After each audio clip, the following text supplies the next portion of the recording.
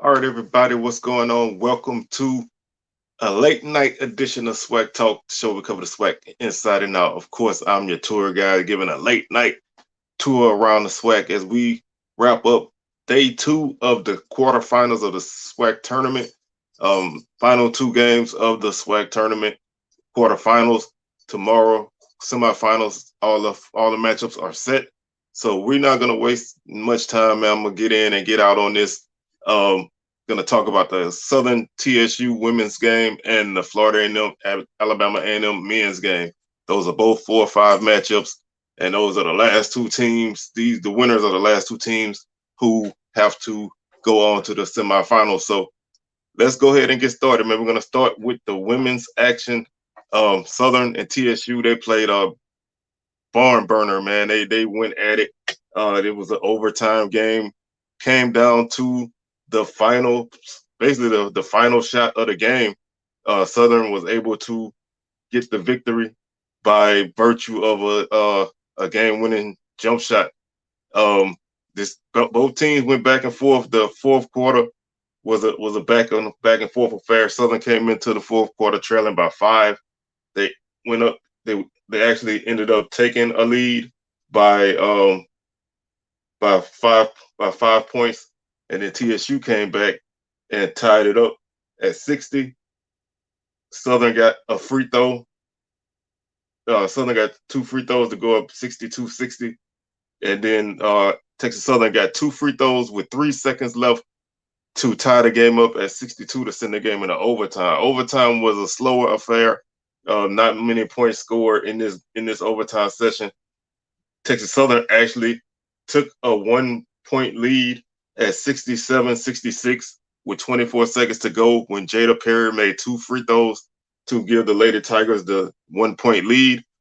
Southern, a missed shot offensive rebound. Nakia Kinsey, game winning jump shot for Southern 68-67 to wrap up Southern's win in this game and send them on to the semifinals where they will face who JSU in the final women's semifinal of Friday action. Let's see. Looking at the box score, Texas Southern was led in scoring by Ataya Bridges. She had 18 points, 3 rebounds, 4 assists, and 8 steals. So she really had a great defensive game. 12 points for Adriana Avent. She had 6 rebounds on the night and 2 blocks. 11 points for Jada Perry. She had 11 rebounds, so she had a double-double. And 17 points off the bench for Austin, and she had 5 rebounds. And on the night, Texas Southern had 33 total rebounds, 42 total rebounds, 33 defensive rebounds, 7 assists, 13 steals, 6 blocks, 27 turnovers, and 20 fouls. This game, as far as the turnovers, mirrors the first game that Southern and TSU played, where TSU turned the ball over, I think, like 25 times. So the turnovers were against them, but the game was very close. TSU shot 36% from the field, 26 from three, and 77% from the line. Southern was led by Genovia Johnson. She had 26 points and 13 rebounds, so she had a double-double, 2 assists, 2 steals as well. Nakia Kinsey had 19 points and 4 rebounds, 2 steals, 7 rebounds for Amani McWayne. There were only 2 Lady Jags in double figures. Southern had 51 rebounds on the night, 5 assists, 10 steals, 1 block. They turned the ball over 23 times, and they had 21 fouls. Southern shot 37% from the field. They did not make a 3-point shot all night. They were 0 for 7 and 57% from the free throw line. So it's honestly amazing that Southern won this game, shooting below 40% from the field and shooting 0% from three and shooting under 60% from the free throw line. It's amazing that they won this game, 23 turnovers as well. Southern, that's the kind of team they have. They find a way to win sometime in games that you don't think they will win. The defense did a good job of turning TSU over and slowing them down, because TSU is a team that can regularly get to 75, 80, 85 points, and hold them to 67 with overtime is a good defensive effort. Now it's going to take a much better offensive effort for Southern to stay in the game on Friday, but they did put themselves at least in a position for a rematch against Jackson State. So that sets up our semifinals, which would be Grambling, the 7th seed, against Alabama State, the 3 seed.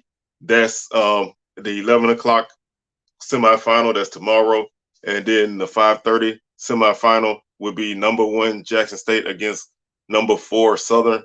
So 2 very interesting matchups. Can Grambling continue to pull off upsets?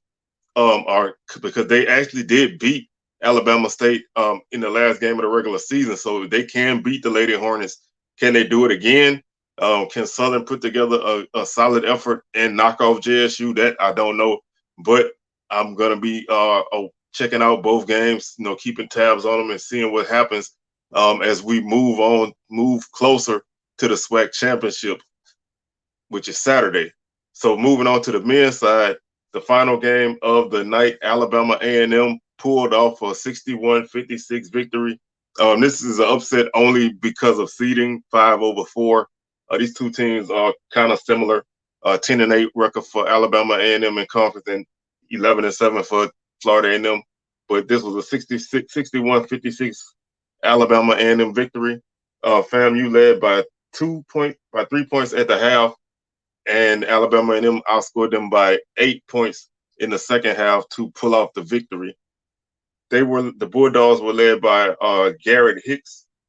They were led by Jalen Johnson with 15 points and 9 rebounds. He had 1 steal and 1 block.